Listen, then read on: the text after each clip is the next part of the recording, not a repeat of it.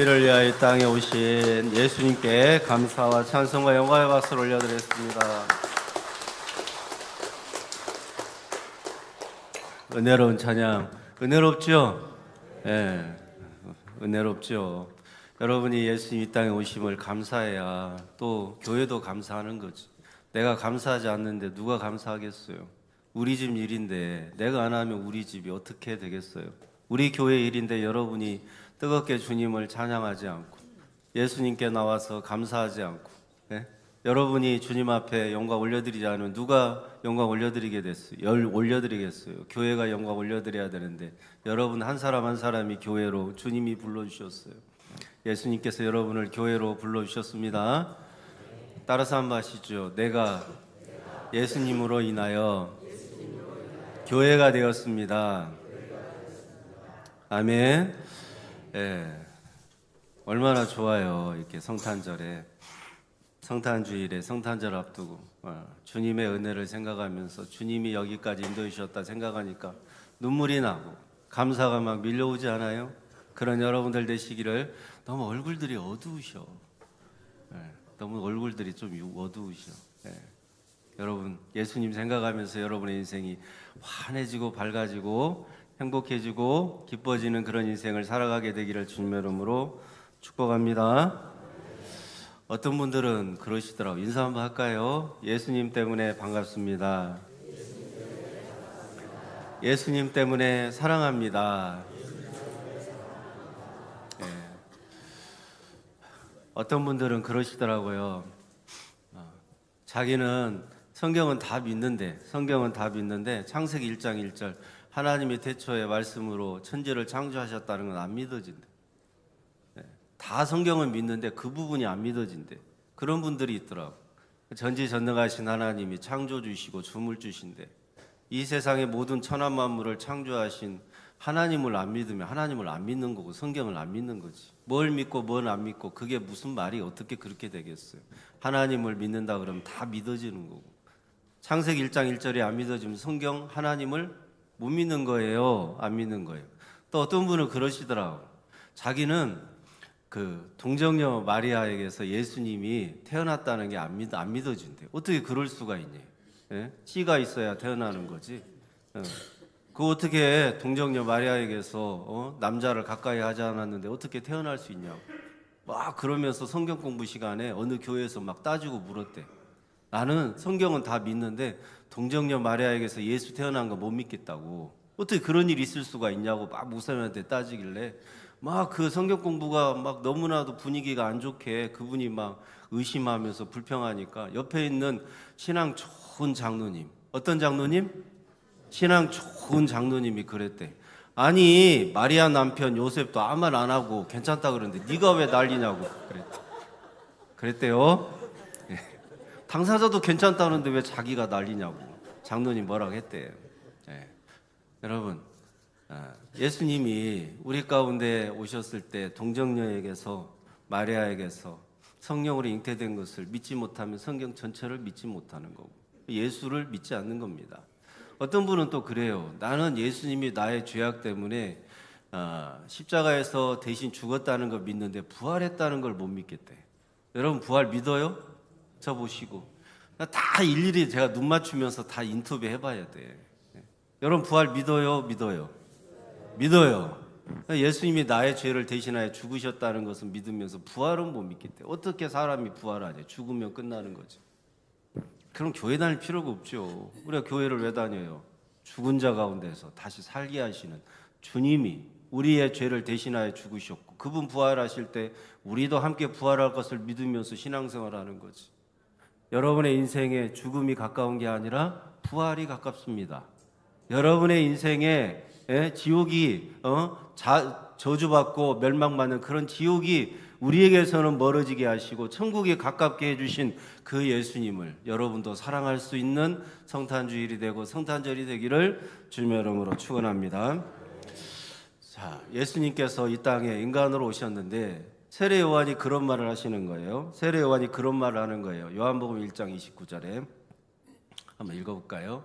초보에 듣는데 요한복음 1장 29절 순서가 조금 반대로 가네요. 자, 읽습니다. 시작. 이튿날 요한이 예수께서 자기에게 나오심을 보고 이르되 보라 세상 죄를 지고 가는 하나님의 어린 양. 하나님의 어린 양이 누구라고요? 예수님. 구약 성경에서는 소나 양이나 염소를 잡아서 제사장이 거기다 안수를 해요. 그러면 백성들 중에서 소나 양을 가지고 와서 이걸로 대신 제물을 드려주시고 내 죄를 전가시켜 주세요 하면 이 백성들의 죄를 소나 양의 머리에 안수를 해요. 누가 했다고요? 제사장이. 그래서 이 백성들의 죄가 소나 양한테 전가가 돼서 얘들을 잡는 거예요. 제물로. 그러면 누구의 죄가 용서받은 것이 돼요? 백성들의 죄가 용서받는다는 거예요. 그런데 그 양의 역할을 하기 위해서 이 땅에 오신 분이 누구라고요? 예수님. 그렇지요. 근데 그 양에게 대신 죄를 전가하는 안수를 하는 사람이 누구라고요? 제사장. 제사장인데 세례 요한이 제사장이라는 말. 그래서 세례 요한 제사장이 또 한번 읽어볼까요? 누가복음 3장 2절 말씀. 자, 읽습니다. 시작. 안나스와 가야바가 대제사장으로 있을 때 하나님의 말씀이 빈들에서 사가랴의 아들 요한에게 임한지라. 세례 요한의 아버지가 사가랴예요. 어머니는 엘리사벳이고. 그러면 이 사가랴가 무슨 일을 했냐? 성전에서 제사장 일을 했어요. 제사장 아들은 제사장이에요. 제사장 아들은 제사장. 근데 사가랴가 빨리 죽었어요. 그러니까 자기 아들한테 이 예루살렘 성전에서 제사장의 직분을 하나 주고 죽었어야 되는데 한 자리 마련 못 해주고 죽으셨어. 그러니까 세례 요한이 너무 어려가지고 성인이 됐을 때는 자기 자리가 없는 거예요. 그래서 광야로 나간 겁니다. 그게 주님의 뜻이지만. 그래서 광야에서 빈들에서 외치는 자의 소리가 있어서 누구를 외치게 했어요? 예수님을 외치게 했어요. 그래서 알았어요. 세상 죄를 지고 가는 하나님의 어린 양이 구원하러 우리 가운데 오신다는 것을. 그분이 예수님이라는 것을 누구에게 계시해 주셨느냐? 세례 요한에게 계시해 주셨어요.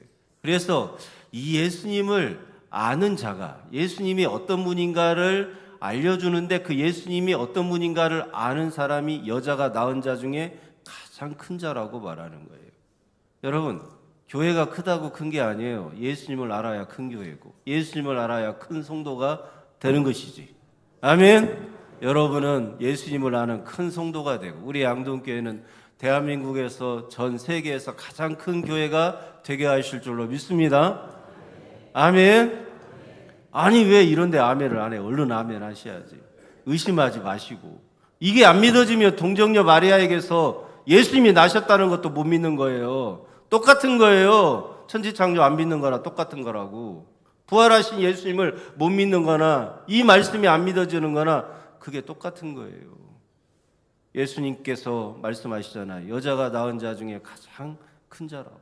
예수님 자기 자신을 세례 요한에게 계시해 주셨을 때 그 여자가 낳은 자 중에 가장 큰 자가 세례 요한이라고 하시면서 그 세례 요한을 높여주잖아요.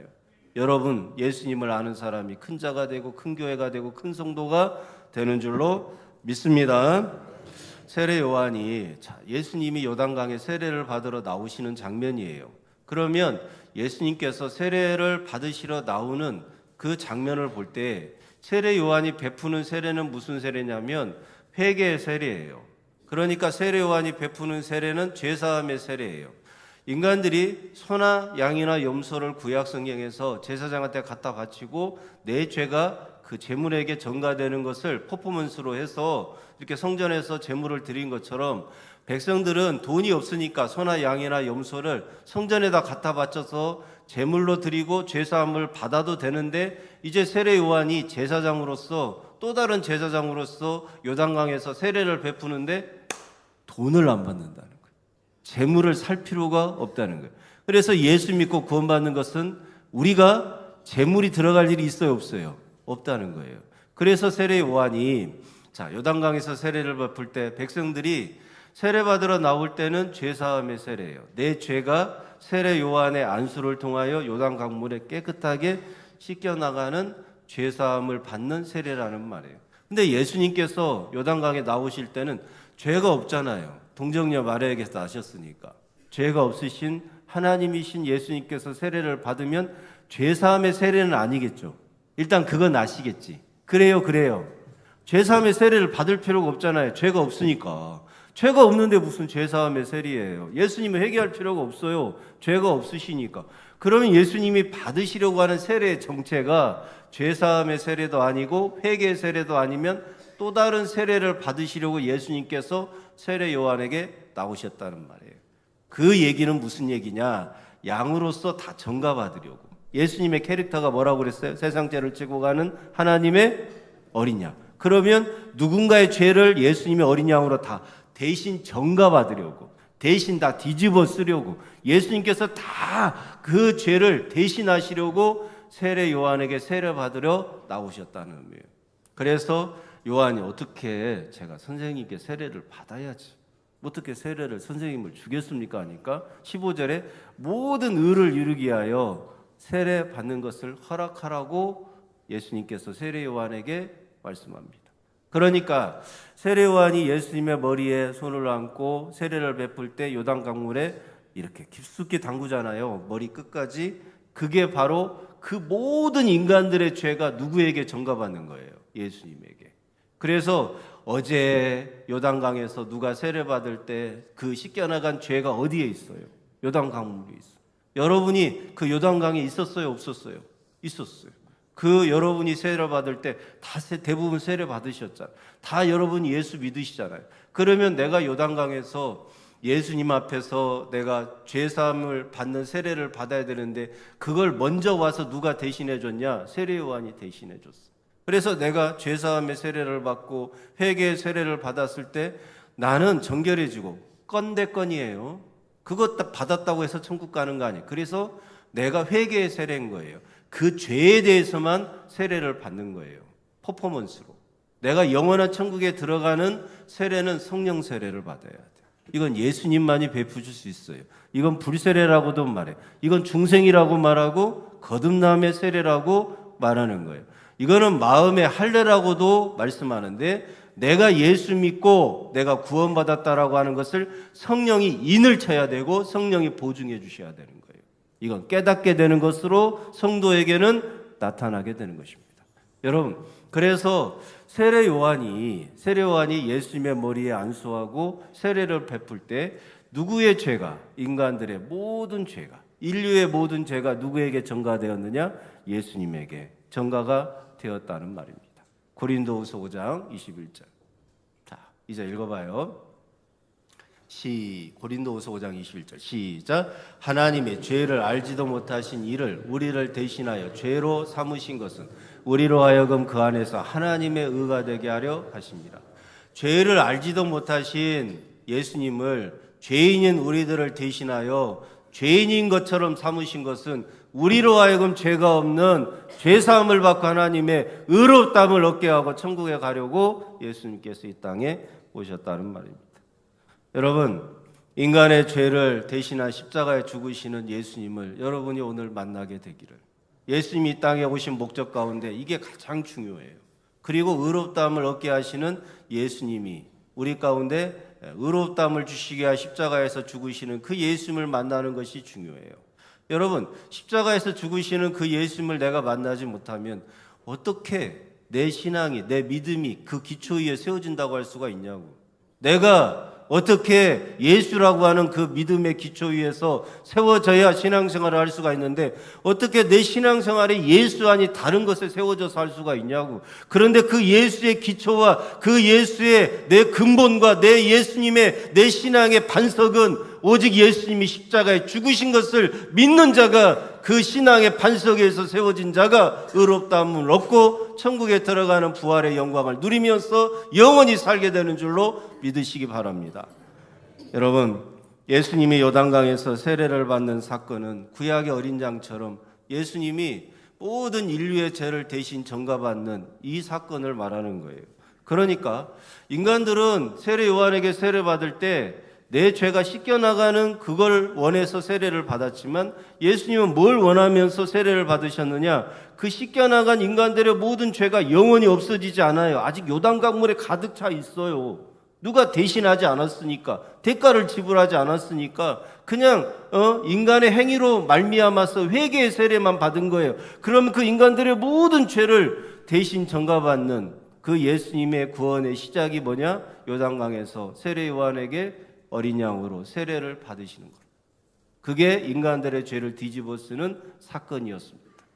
여러분, 예수님께서 이 땅에 왜 오시느냐? 우리에게 영광을 주시려고. 두 번째 뭐였어요? 예수님께서 우리에게 부요함을 주시려고. 예수님께서 우리에게 또 뭘 주시려고? 죄사함을 주시려고. 갑절의 복을 주시려고.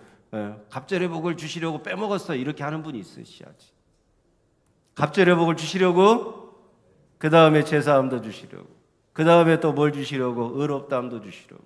예수님이 또 이 땅에 오신 이유가 뭐예요? 목적이 뭐예요? 우리를 그리스도의 신부가 되게 하시려고. 예수님께서 이 땅에 오신 목적이 뭐예요? 하나님의 자녀가 되게 해주시려고. 예수님이 이 땅에 오신 목적이 뭐예요?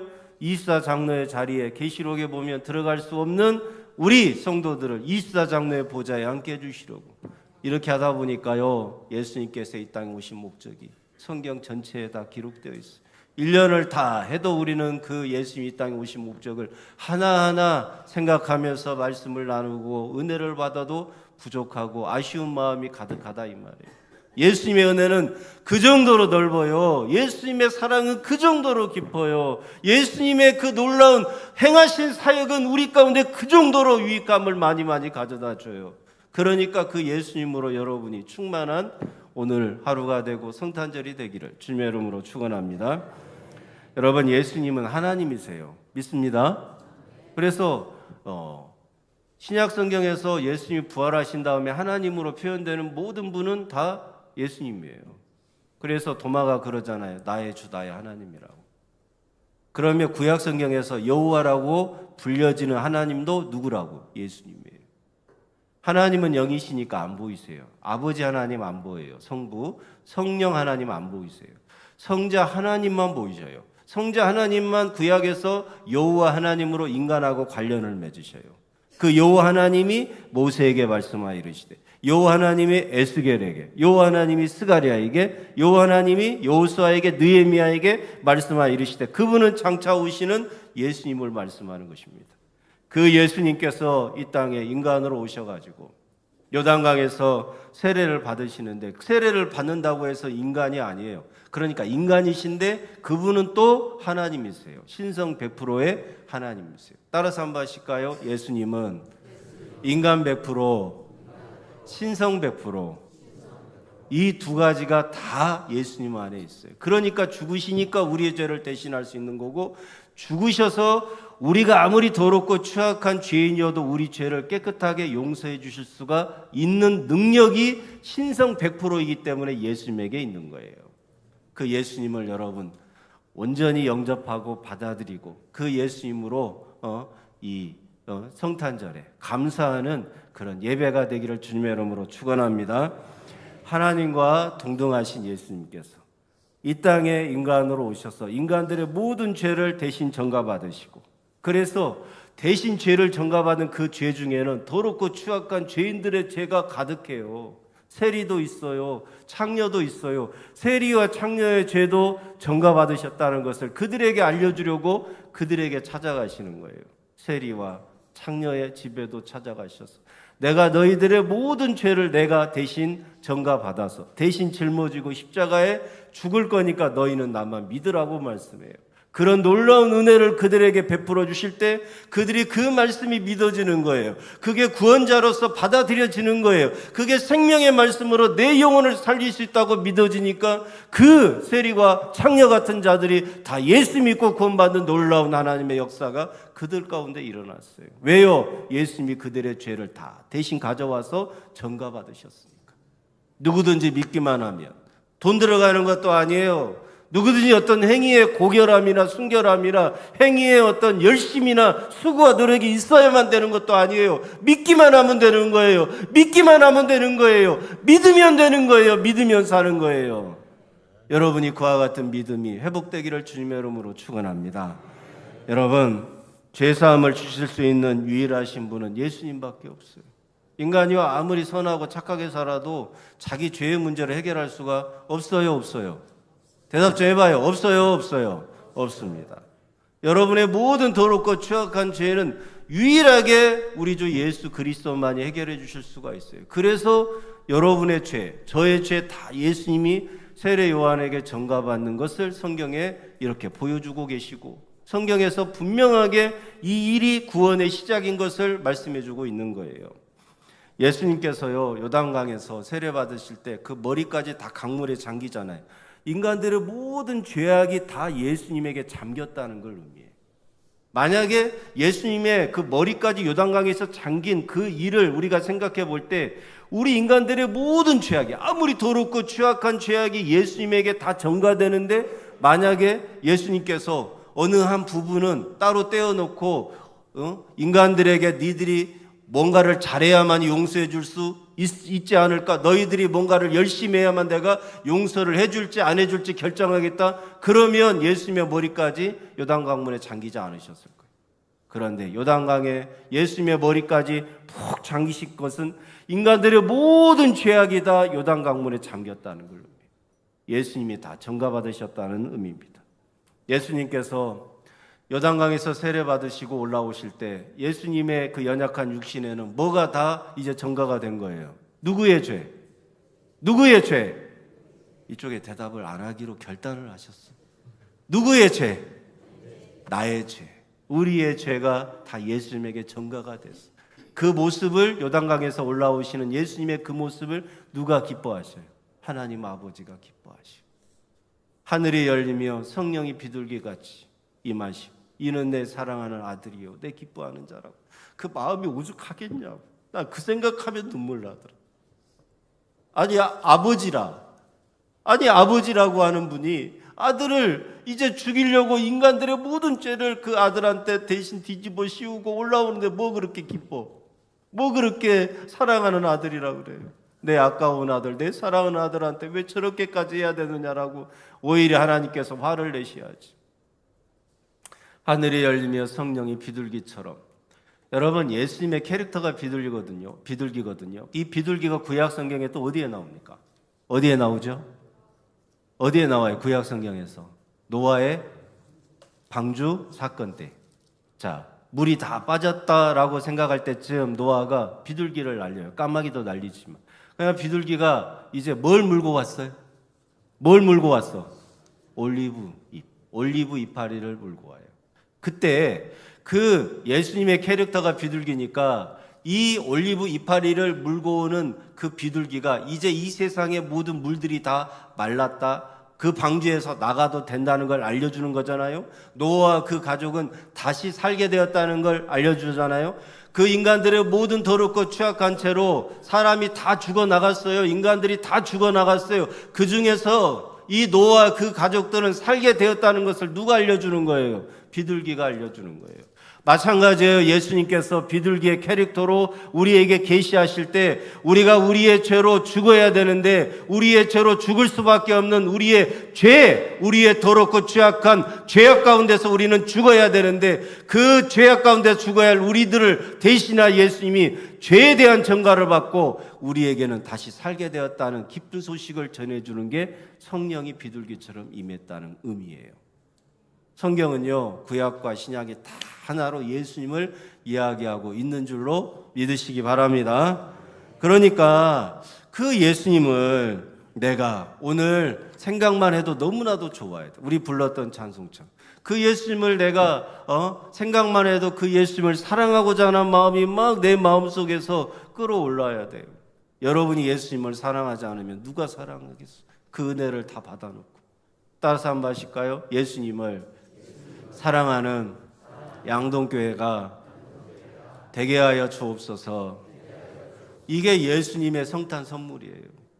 동방 박사들은 뭐 황금, 모략, 유향을 드렸다고 하지만 우리가 드릴 선물은 황금이 아니에요. 우리가 드릴 선물은 모략이 아니에요. 우리가 드릴 선물은 헌신과 봉사, 이런 것으로만 우리가 가면 안 돼요. 우리가 드릴 선물은 여러분 한 사람 한 사람이 교회로서 우리 예수님을 사랑하는 성도로 그 마음을 드리는 거, 예수님을 사랑하는 성도들로 변화받게 달라고 기도를 드리는 거, 예수님을 사랑하는 인생으로 살겠다라고 결단을 드리는 거, 그렇게 주님 앞에 드리는 선물이 있는 성도가 오늘 예수님으로부터 풍성한 선물을 받아서, 예수님으로부터 부요함을 다 받아서 누리며 살아가는 하루하루 인생이 되게 하실 줄로 믿습니다. 여러분, 우리에게는 죄의 문제를 해결할 수 있는 힘과 능력이 없다니까요. 스스로 아무리 노력하고 수고해도 죄의 문제를 해결할 수가 없어요. 근데 예수님께서 해결해 주셨어요. 어떻게 해결해 주셨느냐? 그분이 십자가에서 죽으실 때 하나님의 모든 진노를 다 예수님이 받으셨어요. 예수님이 하나님의 저주를 다 받아내셨어요. 하나님은 정결하고요, 순결하고요, 흠이 없고 죄가 없으시기 때문에 하나님은 죄를 미워하시기 때문에 죄를 보면 막 쏘아댈 수밖에 없는 거예요. 죄를 보면 저주를 퍼붓고 진노를 퍼부어댈 수밖에 없는 거예요. 그런데 그 죄를 누가 다 갖고 계셔? 누가 다 안고 계셔? 누가 다 뒤집어 쓰고 누가 다 대신하고 계셔요? 예수님께서. 그러니까 인간들의 모든 죄를 대신 짊어지고 계신 예수님을 공격할 수밖에 없는 거예요. 진노를 퍼부을 수밖에 없는 거예요. 저주를 쏟아낼 수밖에 없는 거예요. 아버지, 아버지, 아버지여, 어찌하여 나에게 이렇게 하시나이까? 그렇게 울부짖었던 예수님은 인간적으로 인성 100%이신 예수님에게는 그와 같이 인간들의 죄를 대신 짊어지고 죽으시는 것이 엄청난 고통이었고 괴로움이었다는 말이에요. 그런데도 왜 그렇게 하나님은 아들 예수님한테 저주를 퍼부어대고 진노를 다 쏟아내시느냐? 우리를 사랑하셨어. 여러분을 사랑하셨어. 이렇게 예수님이 나를 사랑하셔서 그와 같이 십자가에서 나를 대속해 주셨다는 이 복음, 이 진리를 선포할 때 가슴이 뛰지 않는 성도는 회개하셔야 돼.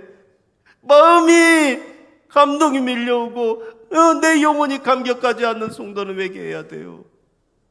그냥 왔다 돌아가는 발걸음이 되지 않도록 주 예수님을 붙잡고 여러분의 인생에 어떤 환경이든지 간에 주님을 향해서 달려가는 성도님들이 다 되시기를 주님의 이름으로 축원합니다.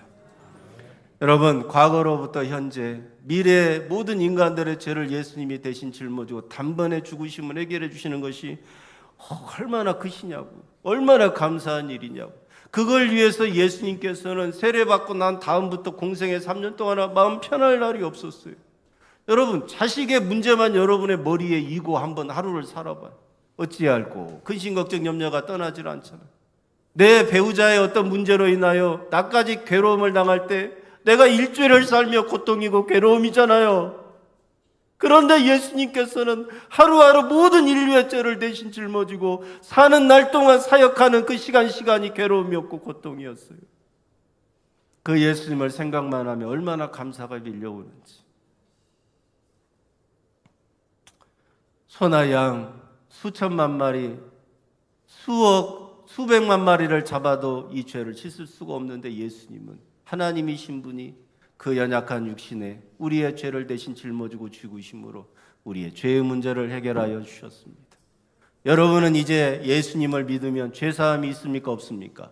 있습니다. 순간순간 매일매일 예수님을 의지하는 자는 죄사함을 얻고 영원한 천국에 들어가는 은혜를 받게 될 것입니다.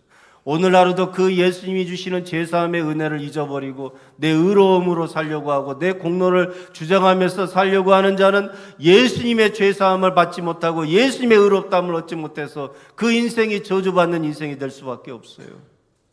오늘 하루도 나를 십자가에서 대속하셔서 죄사함을 주신 예수님의 은혜로 오늘 하루도 살게 해달라고 간구하고 기도하는 여러분들 모두가 다 되시기를 주님의 이름으로 축원합니다.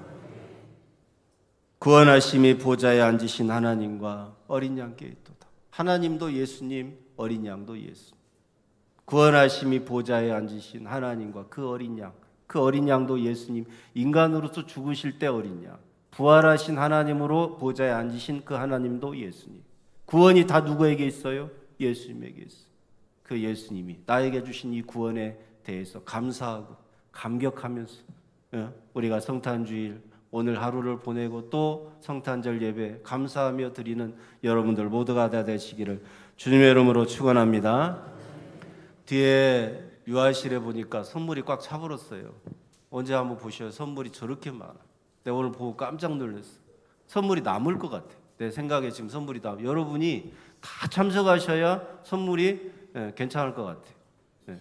여러분 오후에도 오늘 성탄주일에 2시예요. 2시. 1시 40분이 아니라 2시. 식사하시고 또 좀 정리하시고 좀 기관별로 이렇게 준비도 하셔가지고 그렇게 참여하지 않으면 또 박수라도 치시고 저는 오늘 박수 열심히 치려고 박수도 열심히 치고 환호도 좀 하시고 잘하든 못하든 주님께 감사하면서 그렇게 뭔가를 하려고 하는 성도를 주님이 기뻐하시지 않겠어요? 그래서 여러분 오늘 선물 다 받아가실 것 같아요. 오후에 참석해야 되겠어요? 해야 되겠어요? 해야 되겠죠? 왜 이쪽은 대답을 아예 안 하시고. 해야 되겠어요? 해야 되겠어요? 해야 되겠죠? 네. 그런데 여러분 저 선물은 별거 아닐 수 있어요. 근데 주님이 주신 그 선물을 받아가시라. 주님이 주신 선물은 죄사함이라고 하는 느껴져요? 어마어마한 그런 죄사함을 선물로 주시라. 그 선물을 꼭 받아가시고 그걸 기억하고 기념해서 저 유아실에 있는 선물 다 누가 주셔요? 누가 주셔요? 예수님이. 누구에게? 나에게 그 선물을 받아가시는 성도님들 되시기를 주님의 이름으로 축원합니다. 기도하겠습니다. 제가 기도하겠습니다. 거룩하신 하나님, 성탄주일에 우리에게 죄사함을 주시려고 이 땅에 오신 예수님이 왜 세례를 받으셨는가를 알고 그분이 인류의 죄를 짊어지고 3년 동안 사역하신 그 고통과 괴로움의 정도가 나의 죄악의 무게임을 깨달아 알게 하셔서 그 죄의 문제를 내가 해결할 수 없었는데 주님에게 이르신 은혜에 대하여 감사하고 감격하는 하루하루가 되도록 은혜를 더하여 주옵소서. 성령의 충만함으로 깨닫는 우리 모두가 되게 하여 주옵소서. 오늘 하루도 주님께 모든 영광 올려드리오며 생명 주신 예수님의 이름으로 기도드리옵나이다. 아멘. 우리에게 죄사함을 주신 주님께 영광의 박수를 올려드렸습니다.